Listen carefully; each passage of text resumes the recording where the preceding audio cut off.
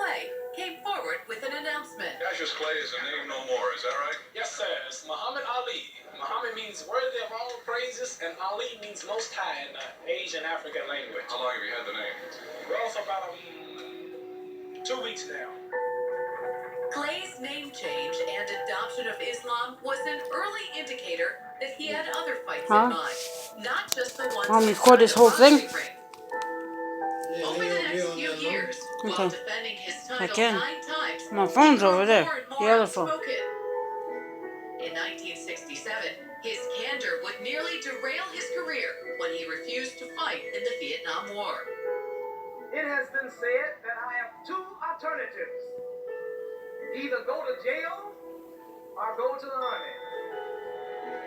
Ali claimed to be a conscientious objector on the basis of his religion, but instead was largely vilified as a draft dodger, stripped of his title, along with his license to box. I'm not allowed to work in America. I'm not allowed to leave America. Home and brave, land and free.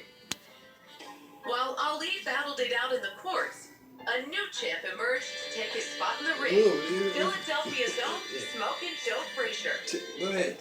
Frazier's quiet demeanor stood in stark contrast to Ali's loud personality. But with a powerful punch that did most of the talking, Frazier was decidedly menacing. He claimed 2 championship belts in Ali's absence, earning a ferocious reputation.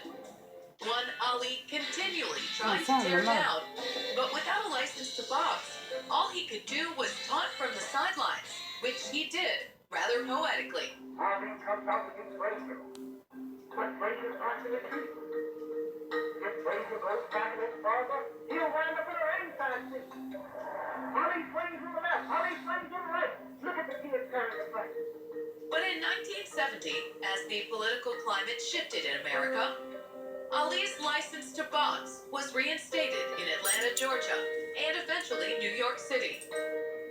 He'd been out of boxing for nearly 3.5 years, but never doubted his ability to return to form. And after 2 tune-up fights, he called for Joe Frazier. Getting sick and tired of all this mess. Joe Frazier, the heavyweight champion of the world. Clumsy, ugly, flat-footed Joe Frazier. I'll show you what a real champion is. I'll show you what a real champion is. Take that thing on down. I ain't that heavy. Move it on down, Commissioner. I'll straighten it all out. 215 pounds. 215 pounds. You know he's in trouble. You know he's in trouble. The match was set for March 8, 1971 at Madison Square Garden. Yeah. And the build-up could not have generated more excitement. I need my phone. Mom's still on the phone. Get on my knees and Oh, what? Listen, talk to her. I can't. It's over there. Ali applied his signature mental intimidation, while Frazier played it cool and confident. Well, I'm fast and I'm big and I feel like I can go all the way through if we have to. But do you think that his speed will represent a special problem for you? I don't think his speed. You can hand it to me. It's on the bed. Super fight number 2, Only problem I think would be with him. This is gonna take my whole phone. Really trying to Come on, talk to your mom. Stop. It's over there. It's over there. Both fighters were Stop. Olympic It's over gold there. medalists. On the bed. On the Both were bed. undefeated, I don't but feel like only talking. one Come on. could Give be it to me, I best said. You can't hand it as to me? heavyweight champion of the world. So here at Right Madison there. Square Garden, we come to the question whose answer is freighted with millions.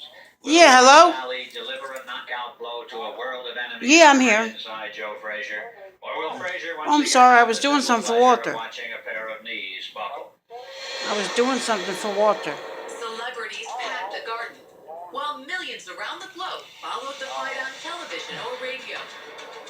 And as Ali and Frazier left their respective corners, the tension was overpowering. Ali came out strong, gliding across the ring. But Frazier was no less impressive, landing a series of his heavy punches, which started to take their toll on Ali. Yeah. The fight stretched into the 12th, 13th, 14th, and eventually 15th round. That's when Frazier wound up with a devastating left hook to Ali's jaw. And when the final bell rang, the fight went to Frazier by unanimous decision.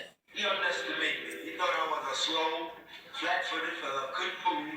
I couldn't do nothing. I think I won the fight on points. If you look at the fight for 15, I think I won a good 9 rounds. I know I won 9 rounds. How's your jaw, Mom? Just so I don't have a mark on me, if you see. I don't have one scratch. Nothing happened to me. All I have is this bruised jaw here. In every way, Ali versus Frazier lived up to its hype. One of the all-time great dramas.